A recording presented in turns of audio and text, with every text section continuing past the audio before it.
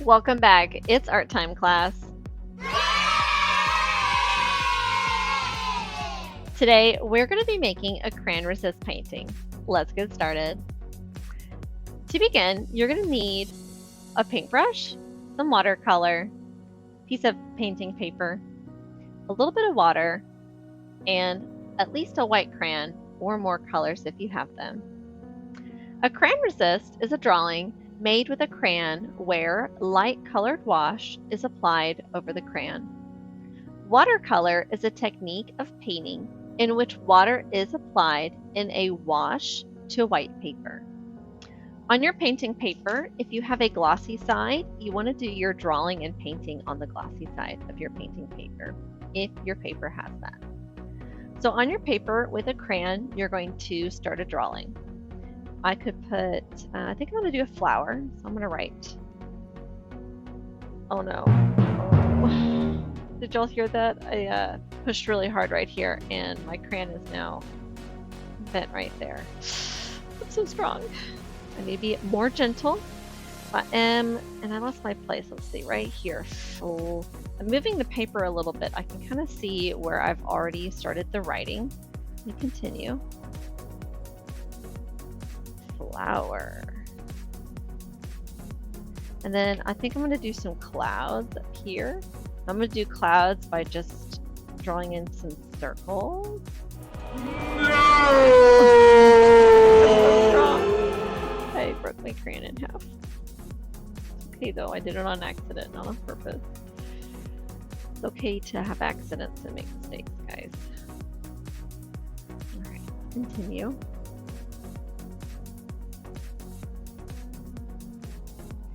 Alright, I've got some clouds and the word flower. And now I'm going to take some other color crayons. I'm going to draw a flower. Let's do a stem. Do a leaf. And you don't have to draw a flower if you don't want to. You can totally draw something else. I think I like these crayons, these twister crayons a lot, just because they're harder to break.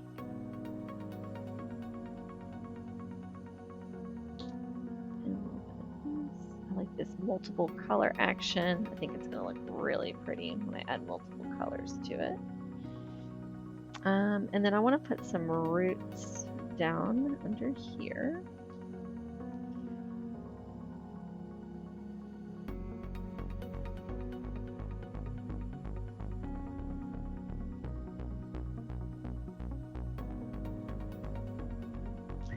And then, let's do a little bit of this color.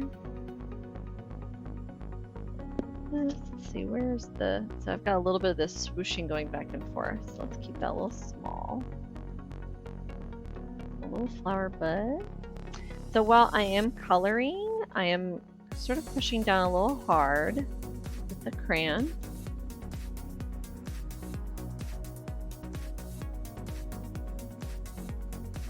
If I want to draw the ground, I suppose I can do that. Let's do yellow green for the ground. Let's do some grass. Grass lines. It's a really big flower compared to the grass. Alright, so once I have some sort of drawing, and again, you don't have to do a flower if you don't want to. You can do fishies, you can just do a cool message, a secret message. You can totally do that. It's up to you. A little more green. I think multi-colors really add a lot.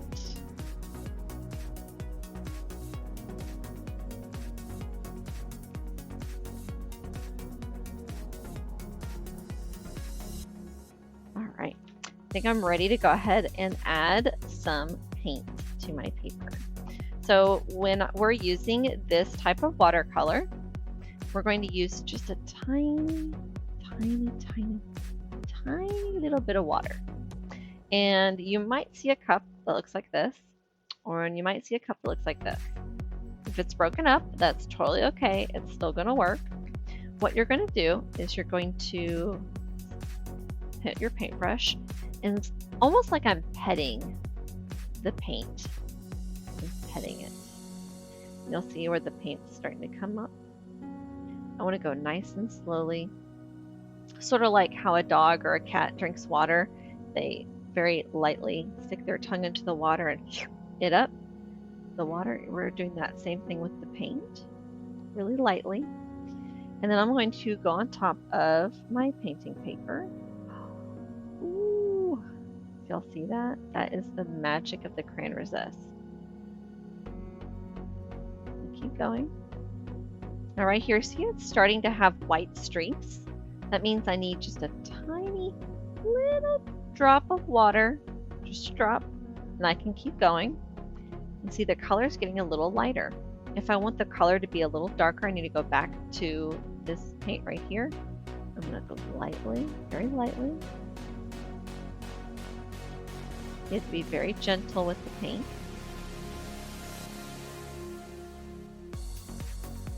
Add another dot of water, just a little bit of paint, very lightly. And I'm going to go right on top of the flower.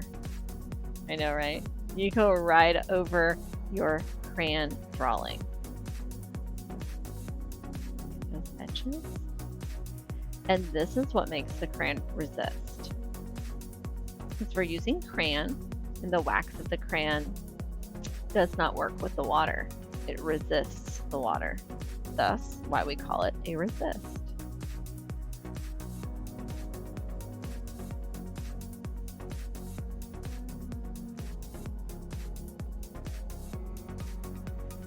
Some of us might have more than one color.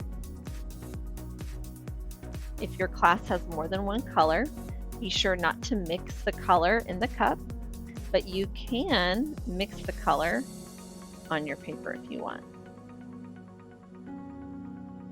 Ooh. Add just a dot of water and get some blue. I'm going to add a dot of water. Get some of this fuchsia, purpley pink color. Again, I want to go right over the crayon. A little bit. A dot of water. Right on top. Now this will need time to dry. The less water you use, the faster it's going to dry. The more water you use, the longer it's going to take to dry. There will be some students that use too much water and you will not get to take your paper home because of how much water you used. You'll have to leave it in the art room for it to dry, okay? And I want to be really light. If I press down hard, I'm going to press down hard here. If I push, it creates little bitty, do you see that right there? Let's take a close look at that. So do you see these little bitty pieces moving around? That's a part of the paper. So you don't want to push on the paper. You want to go really lightly, like you're petting something really light, okay? And here's my painting. So right now I need to lay it still and leave it alone and let it dry. Because again, it is pretty fragile since I put water on it. I could easily break it if I walk around the room with it. Okay? Well, I can't wait to see what you create in the art room. Till next time, keep being creative.